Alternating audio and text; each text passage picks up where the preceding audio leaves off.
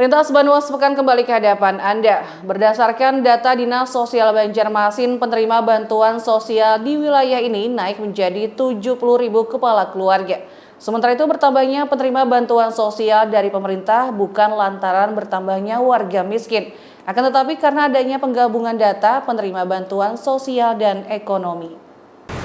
Penerima bantuan sosial di Kota Banjarmasin dinyatakan naik hingga menjadi 70.000 kepala keluarga atau KK, baik dari pemerintah kota, provinsi, dan pusat. Bila pada tahun 2021 yang menerima manfaat bantuan sosial itu sekitar 40.000 KK, tahun ini naik menjadi 70.000 KK. Ini disampaikan Kepala Dinas Sosial Kota Banjarmasin, Iwan Ristianto, saat di gedung DPRD Banjarmasin beberapa waktu lalu. Menurutnya kenaikan sekitar 30.000 KK tahun ini sebagai penerima manfaat jaminan kesejahteraan sosial JKS, baik pada program Keluarga Harapan PKH, bantuan pangan non-tunai BPNT, dan BPJS Kesehatan. Berdasarkan dari penetapan Menteri Sosial, di mana sebelumnya penerima manfaat mendapatkan PKH, kemudian BPNT, BPJS, dan lainnya dulu yang terdaftar di JKS kan 49.000 sekian. Pada tahun 2022 ini meningkat menjadi 70.000. 30 ribuan? 70.000, jadi 30 ribuan tambahannya. Itu adalah penerima bantuan sosial, baik itu dari pemerintah pusat, pemerintah provinsi, maupun daerah. Ya kan? Ini bukan berarti bahwa warga miskin Kota Banjarmasin tambah banyak, bukan itu. Tapi karena penerimaan manfaat, jadi ibaratnya bantuan sosial dari pemerintah pusat itu semakin banyak diperluas pada masyarakat Kota Banjarmasin yang membutuhkan dan layak untuk dapat bantuan. Iwan juga mengingatkan dengan naiknya penerima bantuan manfaat ini bukan berarti warga miskin di Kota Banjarmasin semakin naik. Murtasia, Banjar TV.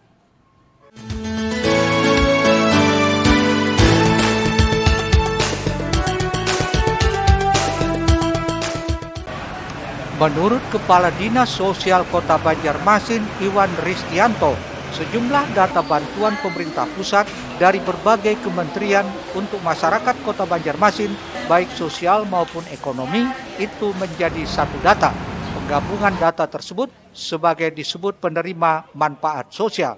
Karena itu datanya menjadi naik disebabkan adanya program bantuan dari berbagai kementerian seperti Kementerian Sosial, Kementerian Tenaga Kerja, Kementerian Koperasi, hingga Kementerian Kesehatan.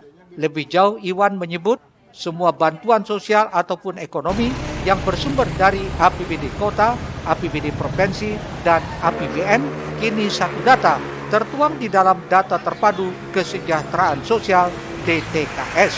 Adapun bantuan paling besar itu berasal dari bantuan APBN atau pemerintah pusat. Jadi itu dari pusat, banyak dari pusat. Jadi tambahan seperti data UMKM, KUBE, kemudian kelompok usaha bersama, itu masuk dalam data juga. Kemudian bantuan dari pemerintah, misalnya ada bantuan dari UMKM. Ada kan bantuan UMKM yang 300.000 untuk modal kecil, PKL, nah itu masuk dalam data DTKS. Jadi semua dijadikan satu. Jadi semua bantuan yang diberikan oleh kementerian, baik itu Kementerian Sosial, Kementerian Tenaga Kerja, kemudian Kementerian Koperasi, UMKM, nah itu masuk dalam DTKS. Ditambahkannya bantuan sosial di Kota Banjarmasin untuk program Keluarga Harapan PKH sekitar 14.000 keluarga, untuk yang menerima bantuan pangan non-tunai BPNT sekitar 28.000 KK, dan untuk BPJS Kesehatan sekitar 40.000 KK. Risna, Banjar TV.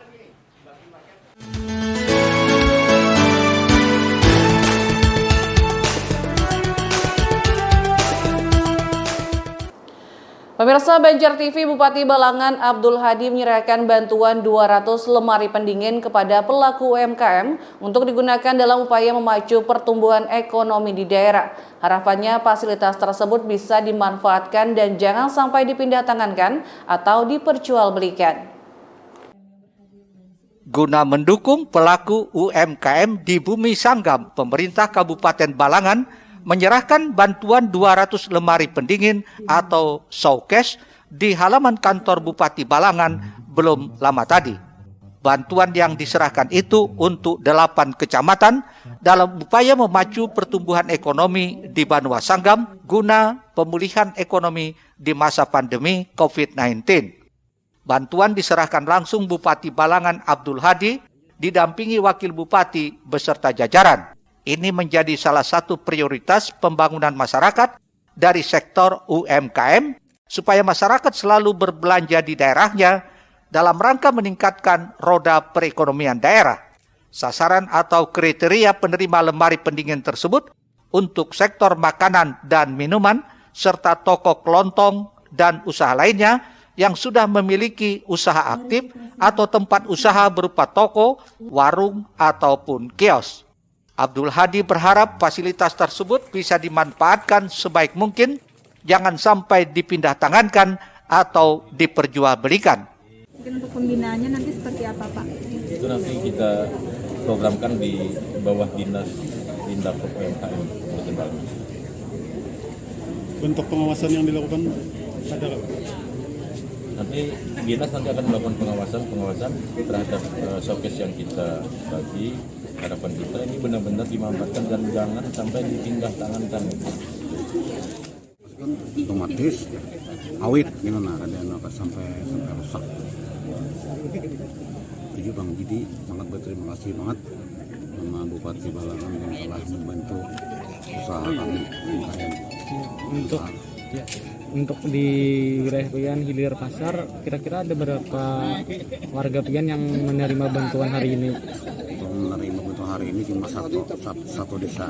Satu desa di tempat Pian. Di RT 3. Oh ya, berarti di tempatnya ini ada satu warga di RT 3 yang mendapat bantuan. Iya. Sebelumnya pemerintah Kabupaten Balangan melaunching rest area Dekranasda bagi pelaku UMKM setempat untuk memajang produk-produk olahannya agar bisa dikenal lebih luas lagi.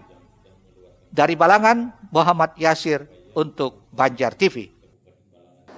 Pemirsa, pengelola Masjid Hasanuddin Majidi Banjarmasin terus berupaya memakmurkan masjid dengan berbagai program, seperti menghadirkan ruang pemeriksaan kesehatan jamaah hingga kamar inap untuk musafir. Khususnya pelayanan langsung disambut antusias warga untuk memeriksakan kesehatannya.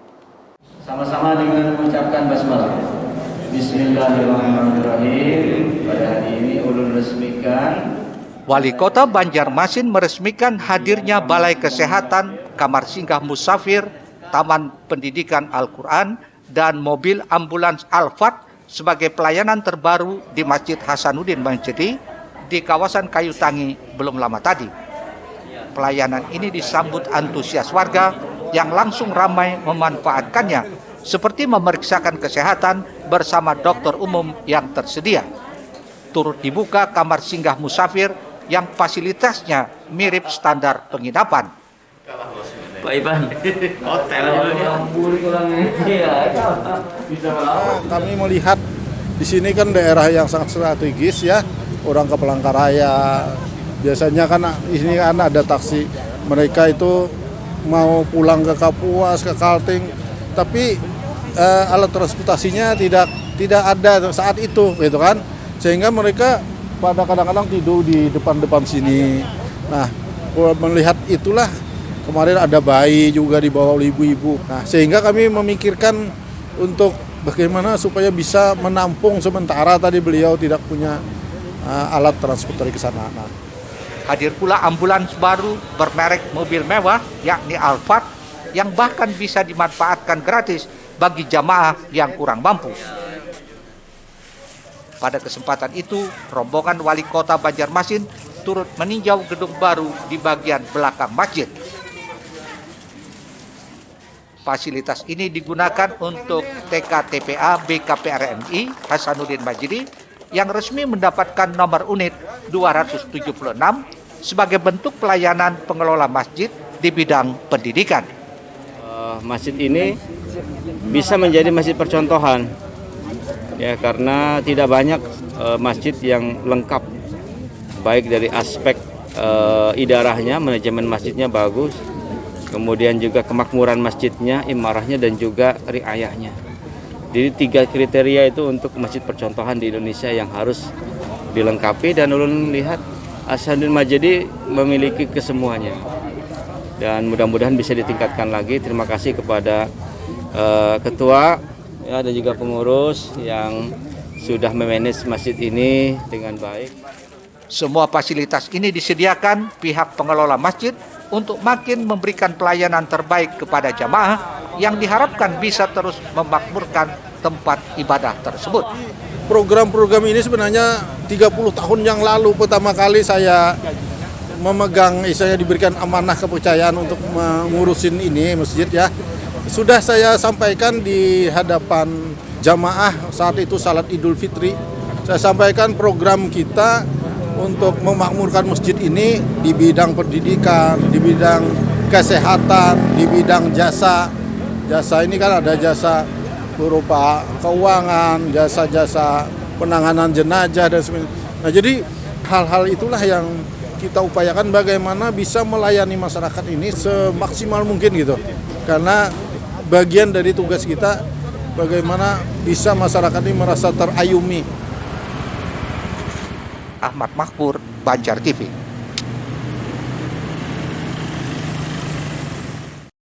Tuntas sudah lintas Banua sepekan kali ini, nantikan rangkaian berita terpilih lainnya minggu depan hanya di Banjar TV.